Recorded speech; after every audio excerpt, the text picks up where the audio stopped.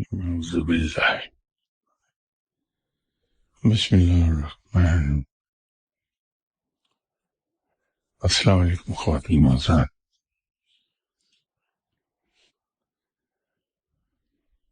یہ کسی صاحب نے پوچھا ہے کہ سنتے آئے ہیں کہ رب سے مانگتے رہنا چاہیے، رب کا دروازہ کھٹکھٹانے سے کبھی نہ کبھی دروازہ کھول دیا جاتا ہے اور عطا ہو جاتی ہے۔ اگر یہ درست ہے تو کیا یہی معاملہ مرشد کے ساتھ اپنایا جا سکتا ہے؟ اگر جواب ہاں میں ہے تو اس کے آداب بتا دیں۔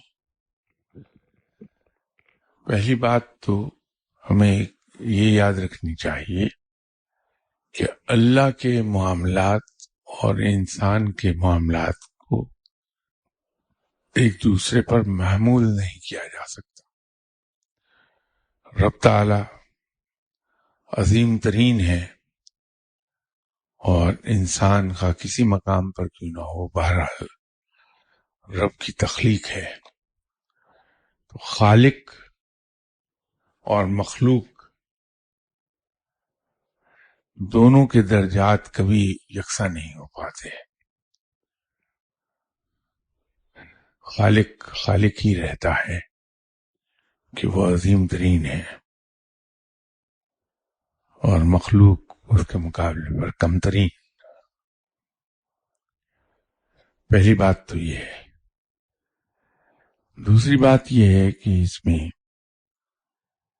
جو آپ نے یہ فرمایا کہ کبھی نہ کبھی دروازہ کھول دیا جاتا ہے، رب کے معاملے میں میری انڈرسٹینڈنگ یہ ہے، میں صرف اپنی ذات کی بات کر رہا ہوں، جو ہو سکتا ہے کہ غلطی ہو، کہ میں یہ ماننے کو تیار نہیں کہ میں اپنے رب سے خاطبی زبان میں ہی درخواست کروں اور وہ درخواست پوری نہ کرے۔ یہ کبھی ہو نہیں سکتا کہ میرا رب اتنا مہربان اور اتنا سخی ہے کہ اس کے در پر گیا ہوا سوالی کبھی خالی ہاتھ لوٹایا نہیں جاتا ہے۔ تو یہ کبھی نہ کبھی، اس میں تو گمان کچھ اور ہے رب کے بارے میں۔ یہ ہو ہی نہیں سکتا کہ ہم رب کا دروازہ نوک کریں، جواب نہ ملے وہاں سے اور جھولی بھر کے نہ بھیجا جائے۔ یہ کبھی ہو نہیں سکتا۔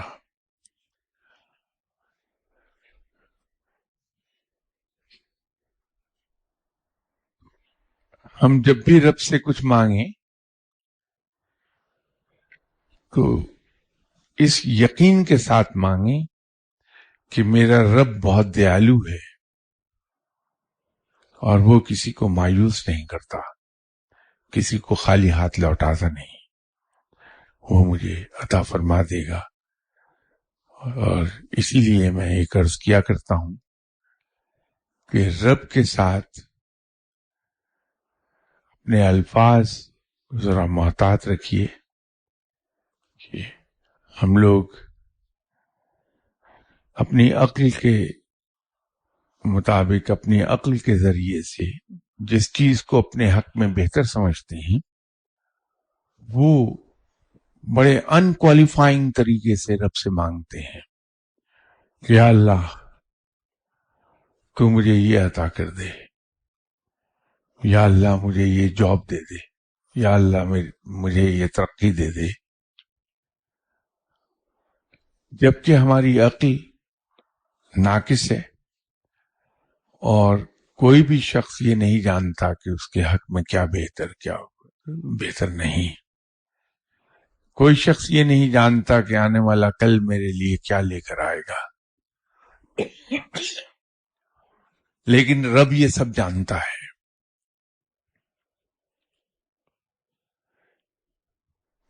اگر ہم رب کے ساتھ معاملہ کچھ اس طرح سے کر لیں کہ یا باری تعالیٰ جو تو نے مجھے علم اور عقل عطا فرمائی ہے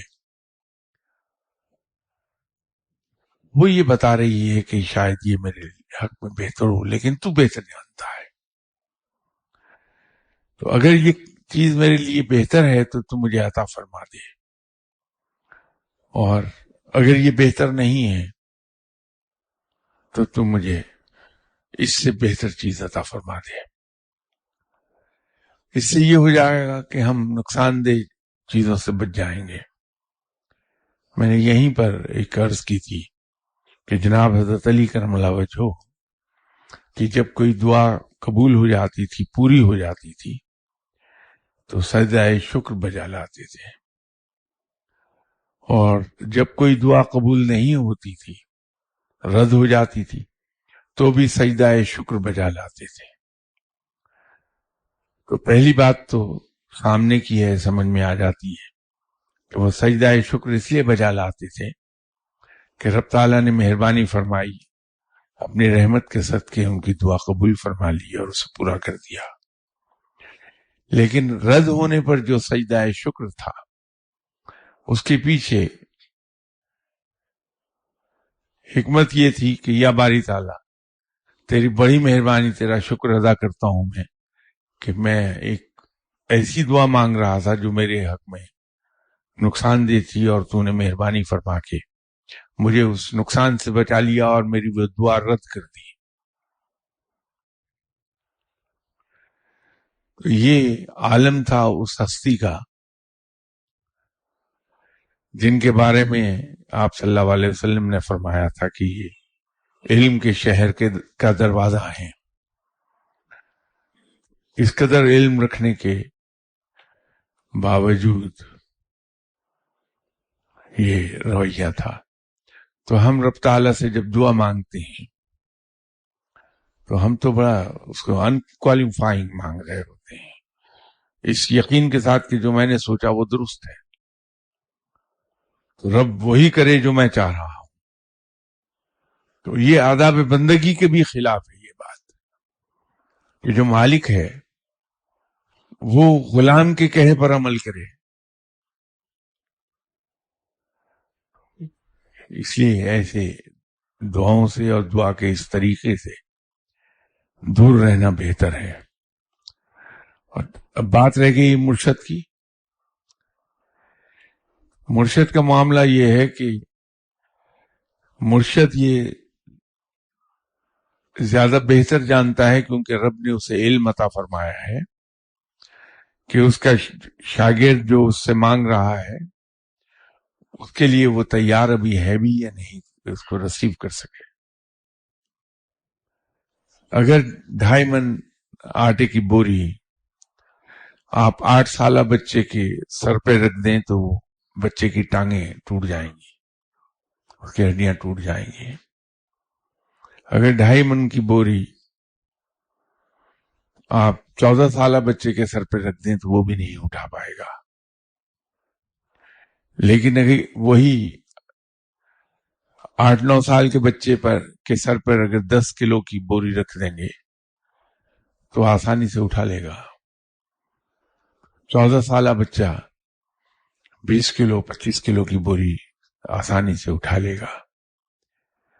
تو جس طرح ہم ماں باپ یہ فیصلہ کرتے ہیں کہ میرا بیٹا کتنا بوجھ اٹھا لے گا اتنا اس کے سر پہ لاد دوں میں، اسی طرح مرشد جب علم دیتا ہے اپنے شاگرد کو تو وہ یہ جانتا ہے کہ میں اس کو کیا دے رہا ہوں اور اس کی کیپیسٹی کیا ہے۔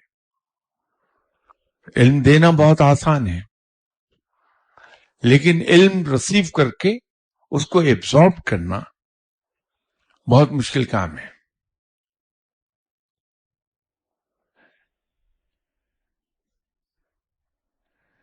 لوگ ان کے مرشد انہیں پہلے دن ایک لفظ پڑھنے کو بتا دیتے ہیں،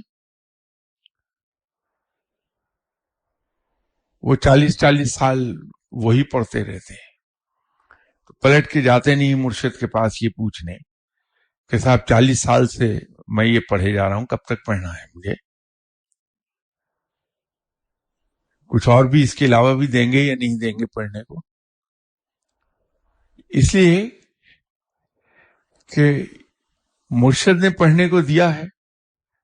जब उसमें कोई तब्दीली लानी होगी तो मुर्शिद बेहतर जानता है, वो बता देंगे। तो आदमी अपना तो काम करता रहे। फिर दूसरी बात यह है कि ट्रेनिंग के हिस्से के तौर पर, as a part of training, जब हम मुर्शिद साहब के पास जाते हैं ये पूछने कि साहब मुझे 6 महीने हो गए ये पढ़ते हुए, कुछ और मुझे पढ़ने को बताएंगे, तो दर हकीकत इनडायरेक्टली या इम्प्लाइड सेंस में हम मुर्शिद को दो चीजें बता रहे हैं कि तुम लापरवाह हो मेरी तरफ से, तुम्हें मेरा जरा बराबर ख्याल नहीं है। दूसरी बात यह है कि तुम्हारे पास ऐसी विजडम ही नहीं कि तुम ये देख सको कि 6 महीने के बाद तुमने मुझे ये पढ़ने को देना है। ये वैसी खिलाफ अदब है। तो मुर्शिद के साथ तो अदब का तकाजा ये है कि अगर उसने एक चीज दे दी उस पर अमल करते रहिए, और अगर नहीं दी तो भी हाजिरी देते रहिए, इस यकीन के साथ कि मेरा मुर्शिद साहिब इल्म है, वो बेहतर जानता है कि किस वक्त उसने मुझे क्या अता करना है, तो वक्त आने पर मुझे दे देंगे मेरे मुर्शिद साहब। अदब के कुछ तकाजे हैं।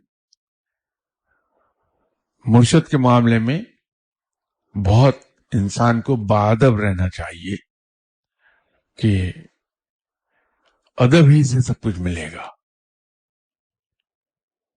जो आदमी बाअदब नहीं है मुर्शिद के मामले में, वो खो देता है सब कुछ।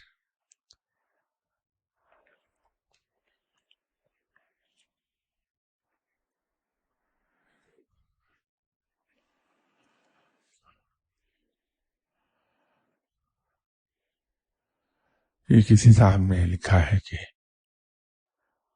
अगर ये यकीन होने लगे कि इंसान जिन वली अल्लाह के पास जाता है वही उसकी बेहतर रहनुमाई कर सकते हैं, लेकिन एक अजीब ख्वाहिश ये भी हो कि वो वली अल्लाह उस शख्स पर ये बात वाज़ेह कर दें कि तुम कहीं और मत जाओ, इसलिए नहीं कि वो शख्स खुद को बेहतर समझकर फख्र करे, बल्कि सिर्फ इसलिए कि वो अपना आप ऐसे मरीज की तरह डॉक्टर को पेश करे जिसकी हर बीमारी का जिम्मेदार वो खुद है, और डॉक्टर और रूहानी सूरत हाल में मुर्शिद के सामने पूरी तरह से सरेंडर करने के लिए तैयार हो, खुद को रिकंस्ट्रक्ट करना चाहे मुर्शिद के साथ मिलके।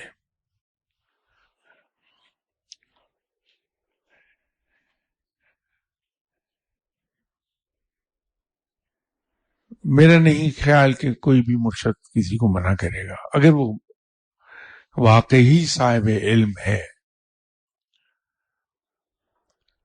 तो जो वाकई साहिब इल्म है उसको अपनी जात पर एतमाद होता है कि मेरे मुर्शिद ने जो मुझे इल्म अता फरमाया था उसको छोड़कर कोई कहां जाएगा। तो वो मना नहीं करते हैं, बल्कि कुछ साहिब इल्म तो ऐसे भी आपको मिल जाएंगे जो दर हकीकत दिल से चाहते हैं कि जो बंदा मेरे पास आए ये दूसरों के पास जाए, उसमें उस आदमी का भला है। क्योंकि जब वो 2-4 जगहों पे चला जाता है तो उसे फर्क महसूस होने लगता है कि कहां पर क्या है। तो अगर तो उसके अपने मुर्शिद से बेहतर कहीं इल्म है तो वहीं वो बैठ जाएगा, तो उसका भला हो गया। अगर बेहतर नहीं है तो घूम फिर के फिर अपने मुर्शिद के पास आ गया कि जो चीज यहां देखी कहीं नहीं देख पाया, तो भी भला हो गया कि फिर वो यकीन की बहुत ऊपर की मंजिल पे चला गया। दूसरी बात यह है कि जो साहिब इल्म है उसको ये फिक्र ही नहीं होती कौन आया कौन चला गया,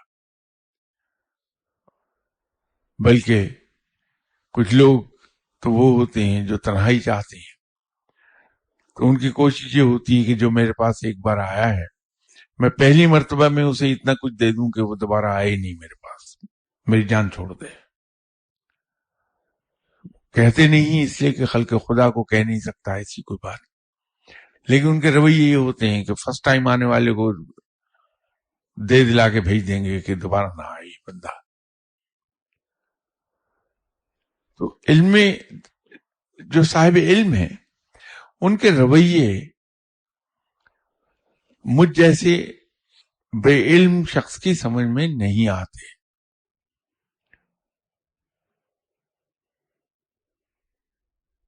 جو صاحب علم ہے اس کو کیا فکر ہے کہ کون آیا کون چلا گیا، کتنے لوگ آئے کتنے نہیں آئے، کون مجھے گالیاں دے رہا ہے کون مجھے اچھا کہہ رہا ہے۔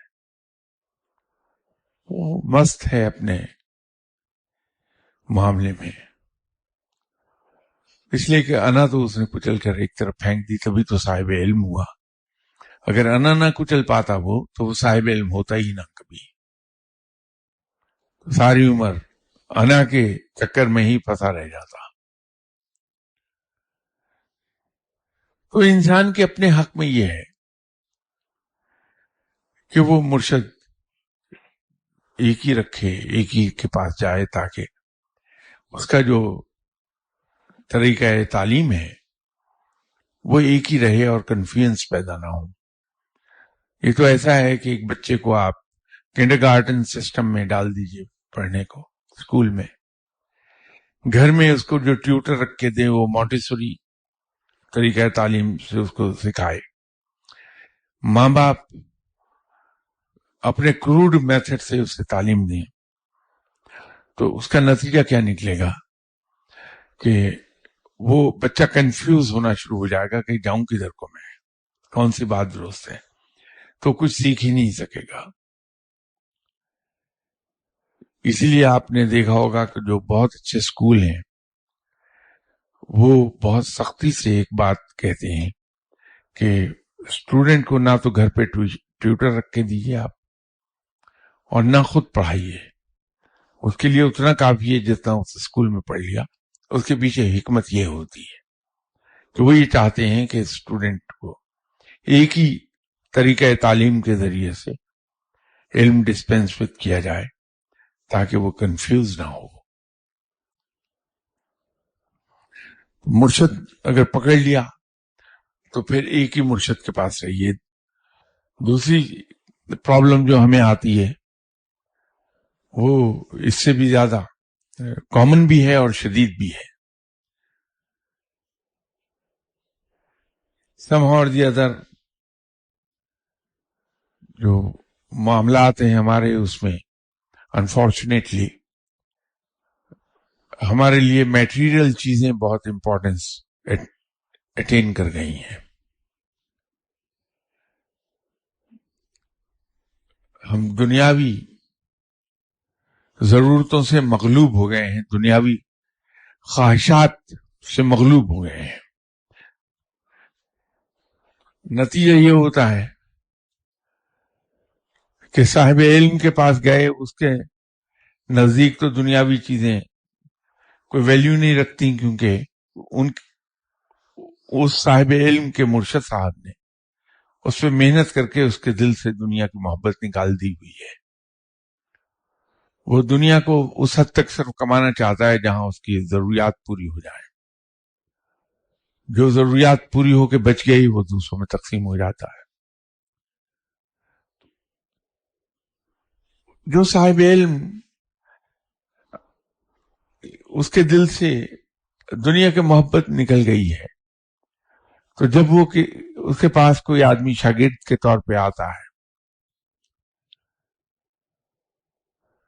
تو بڑے غیر محسوس طریقے سے وہ صاحب علم اس کو صرف علم کے ذریعے سے نوازتا ہے، دنیاوی چیزوں کی طرف توجہ نہیں دیتا۔ ہم مغلوب ہوئے ہیں دنیاوی ضروریات سے، دنیاوی خواہشات سے، تو ہم کرتے یہ ہیں کہ جہاں پتہ چلا کہ یہ صاحب دعا کرتے ہیں وہاں چلے گئے اور جا کے اب ان سے دعا کرانی شروع کرا دی۔ نتیجہ یہ ہے کہ وہاں پہ اندر انسان کے کانفلکٹ شروع ہو جاتے ہیں.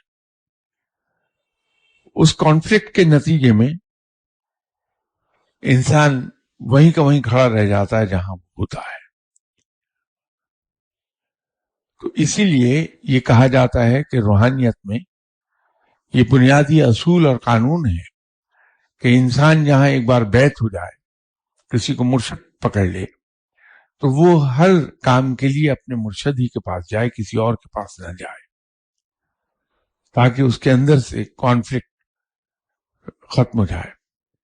ورنہ ہوگا کیا کہ جہاں آپ دعا کے لیے گئے ہیں, دنیاوی دعا کے لیے, وہ بھی اگر صاحب علم ہے لیکن وہ جانتا ہے کہ آپ اس کے پاس آئے ہیں صرف دنیاوی دعا کرانے, تو اپنی جان چھڑائے گا, آپ کی دنیاوی دعا کرے گا, ایک طرف ہو جائے گا. جب وہ دنیاوی دعا اس کی پوری ہو گئی تو آپ اس کے پاس بار بار جانے لگیں گے.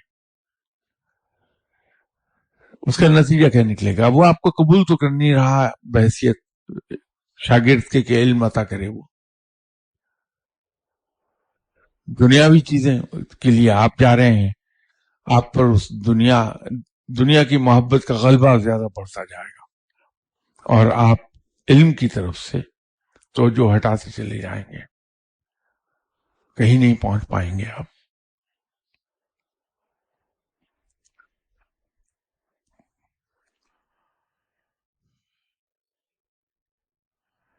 کسی صاحب نے ایک اور سوال کر دیا کہ اگر کوئی شخص آپ کا ہر لیکچر سننا چاہے, ہر دعا میں شامل ہونا چاہے, مگر ہر دفعہ آنا ممکن نہ ہو, اور کچھ ایسی لو لگ جائے کہ انٹرنیٹ پر سن تو لے لیکن یہاں آنا بھی چاہے, اور جب آپ ملک سے باہر ہوں تب کے لیے کیا کوئی انٹینجیبل کنیکشن ہو سکتا ہے؟ آپ بہت ہی کوئی سادہ اور معصوم آدمی ہیں. پہلی بات تو یہ ہے کہ بھائی دوسروں کو لیکچر وہ ڈیلیور کر سکتا ہے جس کو خود کچھ آتا ہو. تو جو آپ سے بہت لاؤڈلی یہ بات کہتا ہے کہ بھائیوں نہ میرے پاس کوئی علم ہے نہ کوئی اور چیز, سوائے گناہوں کے میرے پاس کچھ نہیں ہے, تو وہ غریب آپ کو لیکچر کیا دے گا؟ یہ تو گفتگو کا ایک سلسلہ ہے, اور اس میں بھی میری اپنی غرض چھپی ہے. میں کوئی آپ کا بھلا نہیں کر رہا. وہ غرض یہ چھپی ہے کہ میں یہاں آتا ہوں, مجھے آتے دیکھ کے آپ لوگ کھڑے ہو جاتے ہیں, میرا نفس پھلتا پھولتا ہے, میری انا کو بڑی تسکین ملتی ہے. مجھے آپ سلام کرتے ہیں تو آپ نے کبھی دیکھا نہیں میری گردن اکڑ جاتی, سینہ پھول کے 4 انچ اور باہر آ جاتا ہے. تو یہ تو اس لیے میں کرتا ہوں کہ میری انا کی تسکین ہوتی رہتی. تو یہ جو کچھ میں بول رہا ہوتا ہوں سب بے معنی باتیں, لا یعنی چیزیں ہیں, ان کا کوئی مقصد نہیں, کوئی فائدہ ہے کسی کو بھی نہیں ہے. تو بھائی کسی صاحب علم کے پاس جائیے, ان کے لیکچر سنیے تاکہ آپ کو کچھ ملے. میرے ساتھ آپ لوگ سب وقت ضائع کرتے ہیں اور کچھ بھی نہیں ہے. مجھ سے کیا حاصل ہونا کسی کو؟ اور جہاں تک انٹینجیبل کنیکشن کی بات, بھائی کوئی ولی اللہ کبھی زندگی میں مل گیا تو آپ کا اس کا انٹینجیبل کنیکشن قائم ہو جائے گا. تو آپ بھی دعا کیجئے, میں بھی دعا کرتا ہوں کہ اللہ تعالیٰ کبھی کوئی آپ کو صاحب علم ٹکرا دے. انہی صاحب کا تیسرا سوال کہ آپ نے ایک بار کہا تھا کہ ولی اللہ لفظوں کی روح سمجھتا ہے. اگر کسی کے لفظ اور روح دونوں ہی کمزور اور خستہ ہوں, معنی سے خالی ہوں, پوری طرح سے اسپائلڈ سول ہو, مگر وہ کسی ولی اللہ کے پاس اس نیت سے جائے کہ وہ اس کی رہنمائی کر دیں گے اس کی ذات میں موجود 99% برائیوں کو نظر انداز کر کے 1% رب کو پانے کی خواہش کو ترجیح دیں گے، اور خواہش بھی وہ جو انکنسسٹنٹ ہو، مگر جب ہو تو دیوانوں کی سی ہو. جو میں نے عرض کیا تھا وہ یہ نہیں کہا تھا کہ ولی اللہ لفظوں کی روح کو سمجھتا ہے. میں تو یہ عرض کر رہا تھا کہ ہم لوگ الفاظ پہ جاتے ہیں کہ الفاظ کیا ہیں، ہم مطلب پر نہیں جاتے، ہم اس کی روح کو پر نہیں جاتے کہ جو جملہ کہا گیا اس کی اصل روح کیا تھی، اس کا اصل مطلب کیا تھا. ہم صرف الفاظ میں کھو جاتے ہیں، اور یہی وجہ ہے کہ ہم سیکھ نہیں پاتے. اگر ہم الفاظ پر غور نہ کریں، مطلب پر غور کر لیں، اس جملے کی روح پر غور کر لیں، تو نہ تو کنفیوژن پیدا ہوں گے، نہ مس انڈرسٹینڈنگز ہوں گی، نہ مس کنسپشنز ہوں گے، بلکہ ہم بڑے کلیئر ہیڈڈ رہیں گے. وہ اس سے مراد یہ تھی. باقی دوسری بات یہ رہ گئی کہ جو آدمی برائیوں سے لتھڑا ہوا ہے لیکن خواہش یہ رکھتا ہے کہ رب کا قرب حاصل ہو جائے. صاحب علم لوگ کبھی ان چیزوں پر نظر نہیں رکھتے کہ میرے پاس آنے والا کتنا گناہگار ہے، کتنا نیک ہے، بلکہ گناہگاروں کو تو سینے سے لگا لیتی ہیں. اور اس کا سب سے بڑا ثبوت یہ ہے کہ مجھ جیسے کو میرے مرشد صاحب نے سینے سے لگا لیا تھا. تو بے دھڑک ہو کے صاحب علم کے پاس جائیے، وہ آپ کو سینے سے لگائے گا. لیکن پھر میں عرض کر دوں کہ اب آپ انہی لفظوں پہ جائیں گے تو کسی صاحب علم کے پاس گئے تو اس سے کہیں گے جی آپ تو مجھے سینے سے لگائیے، اور وہ غلطی کر بیٹھا تو بیچارہ اپنی پسلیوں کو روتا رہے گا. اس سے مراد یہ ہے کہ وہ آپ کو اکوموڈیٹ کرے گا. کسی بھی صاحب علم کے پاس چلے جائیے اور اس کی فکر نہ کیجیے کہ انسان کتنا برائیوں میں ڈوبا ہوا ہے. اس کی ایک بہت بڑی پازیٹو سائیڈ ہے، وہ یہ ہے کہ اس کے اندر یہ خواہش ہے کہ میں رب کے قریب چلا جاؤں. تو یہ تو رب کا اپنا وعدہ ہے کہ انسان اگر میری طرف ایک قدم آئے تو میں 2 قدم بڑھ کر اس کی طرف جاتا ہوں. یہی اللہ کا شکر ادا کیجیے کہ یہ خواہش موجود ہے، اور اللہ کی رحمت پہ بھروسہ رکھیے. اس سے اللہ کی رحمت سے یہ امید رکھیے کہ اسی 1% کی بنیاد پر وہ آپ کے 99% چیزیں دھل جائیں گی اور رب مل جائے گا، بشرطے کہ آپ کسی صحیح اللہ والے کے پاس چلے گئے.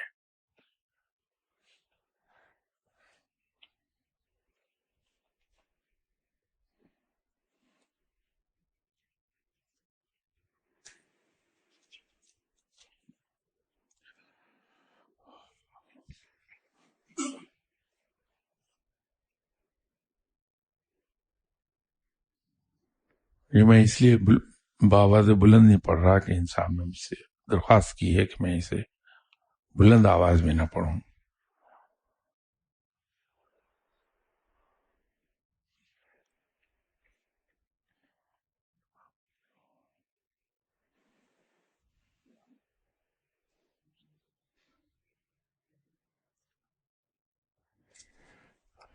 یہ جو سوال آپ نے پوچھا تھا اس کا جواب ہاں میں ہے، اور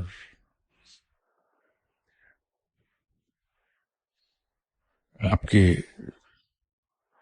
غالباً دادا یا نانا جناب حضرت پیران پیر غوث الاعظم دستگیر کی اولاد میں سے میں.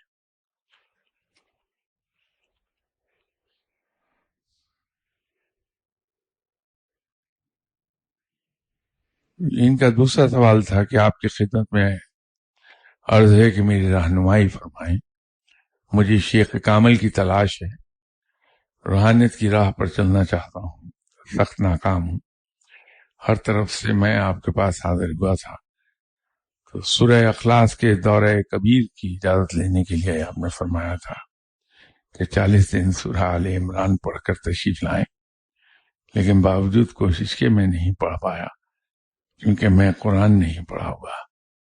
تو شروع کی سورہ بقرہ کی کچھ آیات آتی ہیں، کچھ آیات آخری پارے کی آتی ہیں، مہربانی فرما کے فی الحال اللہ کا اسم پڑھنے کے لیے دے دیں جس سے میں نیکی کی طرف راغب ہوں اور میری روح لطیف ہو اور میں چکی کے 2 پارٹوں میں پسنا چاہتا ہوں، جس کا انعام اللہ کی ذات اور آپ صلی اللہ علیہ وسلم کی محبت اور شفقت ہو۔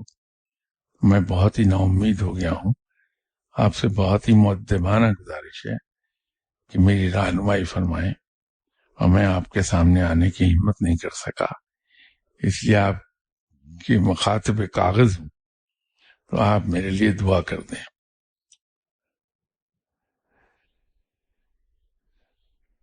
بھائی یہ سب کچھ میرے ساتھ ایکسپیرینس کرنے کے بعد بھی آپ کو یہ اندازہ نہیں ہوا کہ میں کس قدر عیار شخص ہوں، کس خوبصورتی سے میں نے آپ کو اس ضد سے ہٹا دیا کہ میں آپ کو کوئی ایسی چیز پڑھنے کو دے دوں کہ جس سے آپ رب کے قریب چلے جائیں۔ تو بھائی میں نے تو ہر عیار شخص کی طرح آپ کو چکی پیسنے پہ لگایا کہ جاؤ جا کے سورہ آل عمران پڑھو، یہ جانتے ہوئے بھی کہ آپ کو قرآن پڑھنا نہیں آتا۔ یہ تو آج آپ نے کنفیس کیا، جب آئے ہوں گے تو اسی وقت یہ دیکھ کے ہی چکی پیسنے پہ لگایا تھا۔ اس کے پیچھے بھائی حکمت یہ تھی کہ اسی بہانے آپ قرآن پاک پڑھ لیں گے، اتنی سی بات تھی جس کو آپ میری مکاری کو سمجھے ہی نہیں۔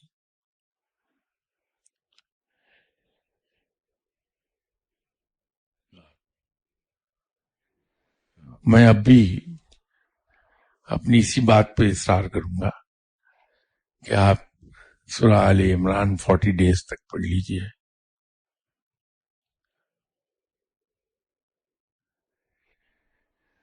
آپ کی ذہن کی بہت سی گرہیں کھل جائیں گی، اور اس کے بعد جب آپ سورہ اخلاص کا دور کریں گے تو دل کی آپ کا آئینے کی طرح چمکنے لگے گا۔ لیکن یہ کر ڈالیے، مشکل نہیں ہے۔ اس کا ایک آسان طریقہ میں عرض کر سکتا ہوں آپ کی خدمت میں۔ خانہ کعبہ کے امام ہیں جناب عبد الرحمن السدیس۔ آپ عبد الرحمن السدیس صاحب کی تراویحوں کی کیسٹ لے لیجئے، تو اس میں اگر سورہ آل عمران کی تلاوت پلے کریں اور اس کے ساتھ ساتھ پڑھیں قرآن پاک پر انگلی رکھ کے، 2-4-6 دن میں آپ کا تلفظ بھی بڑا صحیح ہوگا، اس لیے کہ بڑا کلیئر تلفظ ہے جناب حضرت عبد الرحمن اور سدیش صاحب کا، بہت ہی خوبصورت۔ اللہ تعالیٰ نے معلوم نے ان کو کیا انعام عطا فرمایا ہے کہ قرآن پاک اس طرح سے پڑھتے ہیں کہ واقعی جادو کا کام کر رہا ہوتا ہے۔ آپ جناب عبد الرحمن سدیش صاحب کی سی ڈی لیں، لیکن تراویحوں کی ان کی 2 ہیں، ایک جو ویسے انہوں نے پڑھا ہوا ہے قرآن پاک، اس میں بہت سلو ہیں، آپ کے لیے ان کے ساتھ مل کر پڑھنا دشوار ہو جائے گا۔ دوسرا، اس میں انہوں نے جیسے قرأت کرتے ہیں اس طرح سے قرأت کی ہے، وہ شروع میں آپ نہیں کر پائیں گے، لیکن جو تراویحوں کی ہے اس میں روانی ہے، اس کو فالو کر لیں گے اور اس سے سیکھ جائیں گے، غلطی نہیں رہے گی۔ تو سورہ آل عمران یوں سیکھ لیجئے، اس کے بعد اسی میتھڈ کے ذریعے سے آپ قرآن پاک پڑھنا سیکھ سکتے ہیں. عبد الرحمن السدیس صاحب کی سی ڈی چلا کے الف لام میم سے شروع کیجئے.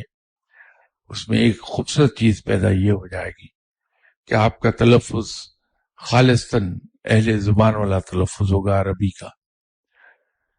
اور اس سے بھی زیادہ ایک خوبصورت چیز یہ ہوگی کس لفظ پر کہاں کتنا زور دینا ہے، اس کو کس طرح سے ادا کرنا ہے، وہ بڑا صحیح سیکھ جائیں گے آپ. آپ کر لیجئے، ہمت مت ہاریے، یہ ہو جائے گا انشاءاللہ تعالی.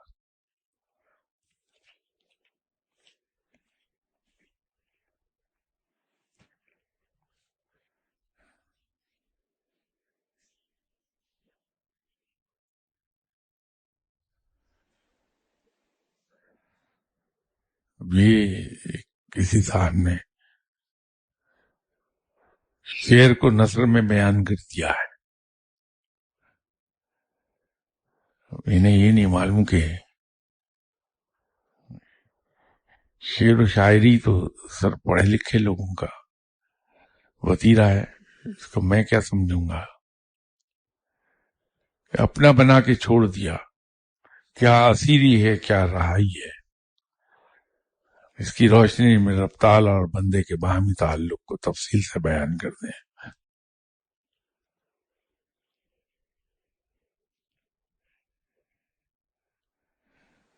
اس میں صرف ایک عرض کر دوں گا آپ سے،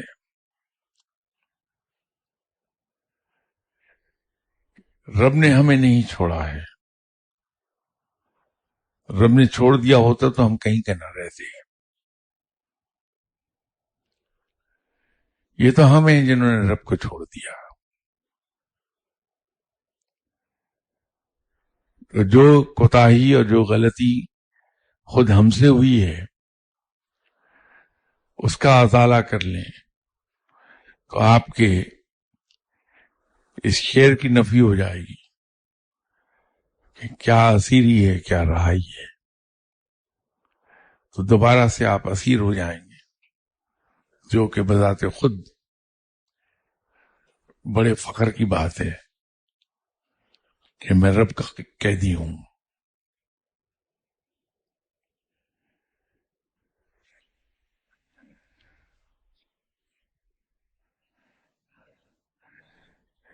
رہ گئی یہ بات کہ جو آپ نے فرمایا کہ رب تعالی اور بندے کے باہمی تعلق کو تفصیل سے بیان کر دیں، تو حضور اس تعلق کو تو آپ نے خود بڑی تفصیل سے بیان کر دیا کہ رب اور بندے کا تعلق، رب کے ساتھ ہمارا تعلق ہی بندگی کا ہے کہ وہ آقا ہے، ہم غلام ہیں، وہ مالک ہے، ہم اس کے بندے ہیں. یہی تعلق ہے. فرق صرف یہ ہے کہ مجھ جیسے لوگ اس کی بندگی کو نبھا نہیں پاتے، کمزور ہیں ہم. اس کی بندگی کو ان آداب کے ساتھ نہیں کر پاتے جو اس کا حق ہے. اس کی بندگی پورے آداب، پورے پروٹوکولز کے ساتھ کر لیجئے، وہی تعلق ہے اس کے ساتھ.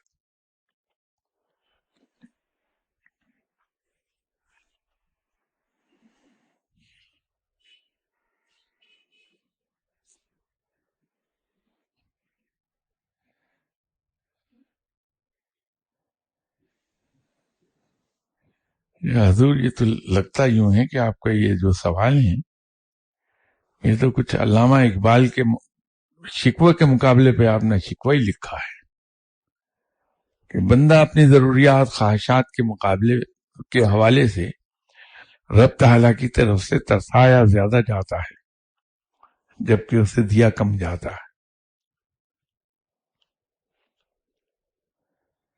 آپ وہ فارمولہ اعمال بتائیں جنہیں اپنا کر بندہ رب تعالیٰ سے زیادہ لینے والا ہے اور کم ترسنے والا.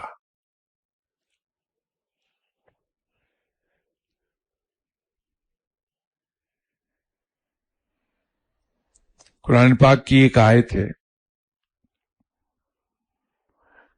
جو سینکڑوں بار پڑھی ہوگی میں نے، لیکن اس پر کبھی غور کرنے کی توفیق ہوئی ہی نہیں تھی.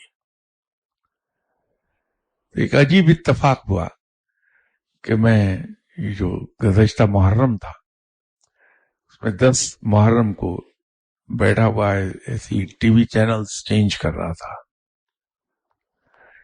تو ایک چینل پر شام غریباں بپا تھی. ہمارے جو اہل تشیع بھائی ہیں ان کے جو علماء ہیں وہ قرآن پاک کی تلاوت ایک خاص انداز میں کرتے ہیں، جھٹکے دار آواز. تو معلوم نہیں مجھے وہ بہت پسند ہے، تو جہاں کہیں مجھے موقع مل جائے ٹی وی پر کہ کوئی اہل تشیع عالم قرآن پاک کی تلاوت کر رہے ہوں تو میں سنتا ضرور ہوں. تو اس وقت غالباً وہ شام غریباں ابھی شروع ہی ہوئی تھی. وہ ان کے عالم قرآن پاک کی انہی آیات کی تلاوت کر رہے تھے. تو اس کے بعد انہوں نے ترجمہ اس کا بتایا کہ وہ لوگ جو خود کو ضرورت ہونے کے باوجود بھوکوں کو کھانا کھلا دیتے تو اس کا اجر اللہ کے یہاں بہت ہے، کہ اللہ تعالیٰ جنت میں ان کے لیے ایک ایسا حوض بنا دیں گے کہ جس سے وہ اپنی پیاس بجھا لیں، اور انہیں اپنی پیاس بجھانے کے لیے حوض تک چل کر نہیں جانا ہوگا، بلکہ حوض خود چل کر ان کی پیاس بجھانے کو ان تک آیا کرے گا.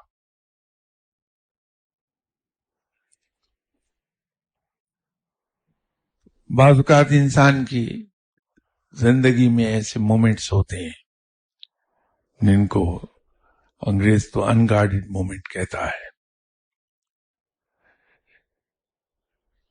تو وہ معلوم نہیں کس طرح سے وہ ترجمہ ایک دم سٹرائک کیا اس نے مجھے. تو مجھے اپنے اوپر بھی شرم آئی کہ میں نے سینکڑوں بار اس کو پڑھا لیکن میں اسے اس طرح سے سمجھ نہیں سکا. بھائی بات یہ ہے کہ پہلی بات تو یہ ہے کہ رب کسی کو ترساتا نہیں ہے، اور یہ میں رسمن نہیں کہہ رہا بلکہ یہ دلیل سے میں یہ کہہ رہا ہوں. ابھی آپ ہی نے پوچھا کہ اللہ تعالی کا اور بندے کا تعلق، تو میں نے عرض کیا کہ رب اور بندے کا تعلق تو آپ نے خود ہی بیان کر دیا، ہے ہی بندگی کا تعلق. اور اس سے پہلے جو آپ نے شعر کو نثر میں لکھا تھا کہ اپنا بنا کے چھوڑ دیا، کیا اسیری ہے کیا رہائی ہے، میں نے عرض کیا کہ رب ہمیں نہیں چھوڑتا، یہ ہم ہیں جو رب کی دہلیز کو چھوڑ دیتے ہیں، رب سے دور ہو جاتے ہیں.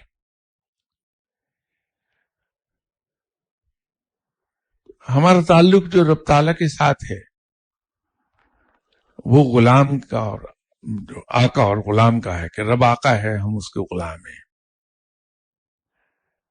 وہ مالک ہے ہم اس کے بندے ہیں.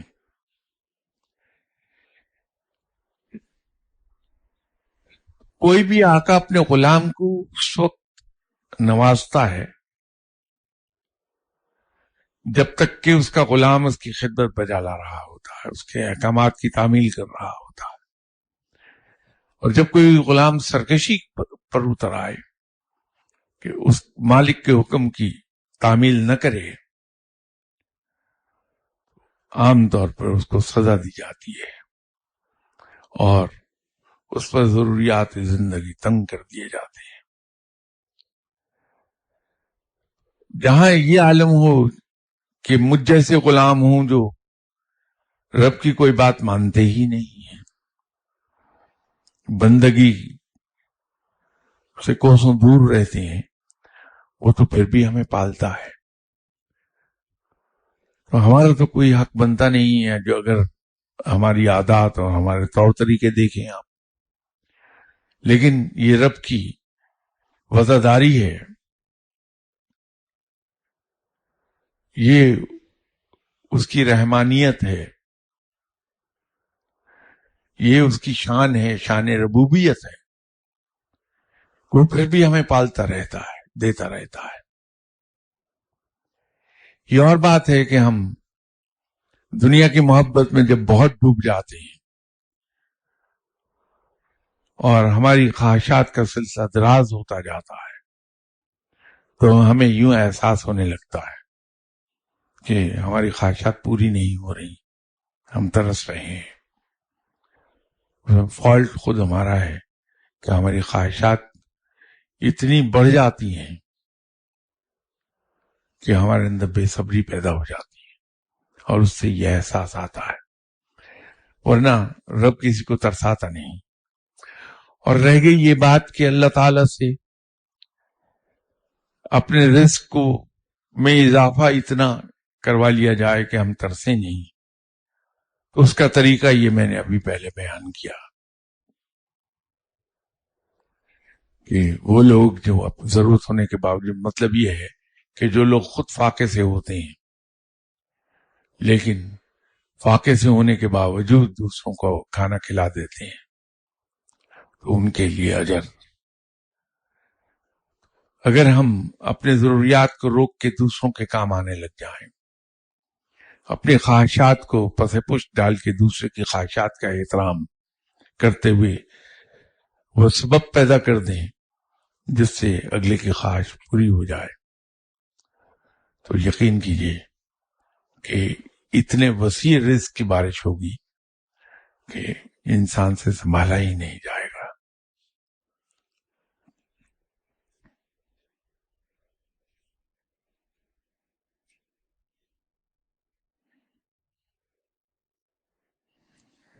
تیسرا سوال ان کا یہ ہے کہ سنا ہے ایک طرح کا رزق بندے کو دیا جانا مقدر ہو چکا ہوتا ہے، مگر اس سے کوئی ایسی غلطی گناہ ہوتا ہے جس کی وجہ سے وہ اس رزق سے محروم کر دیا جاتا ہے. کیا یہ محروم مستقلاً ہوتی ہے یا عارضی؟ بندہ ایسا کیا کرے کہ طے شدہ رزق کے ملنے سے بار بار محروم نہ ہو؟ اس کا بہت مختصر اور سیدھا جواب ہے، خلق خدا پر مہربان ہو جائیے. یہ ایک ایسا نسخہ ہے کہ انسان جب خلق خدا پر مہربان ہو جائے تو رب اس پر مہربان ہو جاتا ہے، اور جب کسی شخص پر رب مہربان ہوتا ہے تو اسے کسی چیز کی کمی نہیں رہتی ہے. چاہیے اتنی بات کہ انسان خلق خدا پر مہربان ہو جائے، اور یہی ہمارے لیے بڑا مشکل ہے، یہ ہم نہیں کر پاتے. یہ جو میں اتنی بڑھ چڑھ کر باتیں آپ سے کر رہا ہوں، ابھی دیکھیے کوئی آدمی یہاں سے اٹھ کر مجھے برا بھلا کہہ دے تو دیکھیے ساری خوش اخلاقی میری ہوا ہو جائے گی اور میں بڑا تلخ ہو جاؤں گا اس کے ساتھ. ایک لمحے کے لیے نہیں سوچوں گا کہ سنت یہ ہے کہ ایسے آدمی کے جواب نہ دیا جائے بلکہ خاموش ہو جایا جائے اور مسکرا کے، اگر برداشت نہیں ہوتا تو جگہ چھوڑ کر چلے جائیں.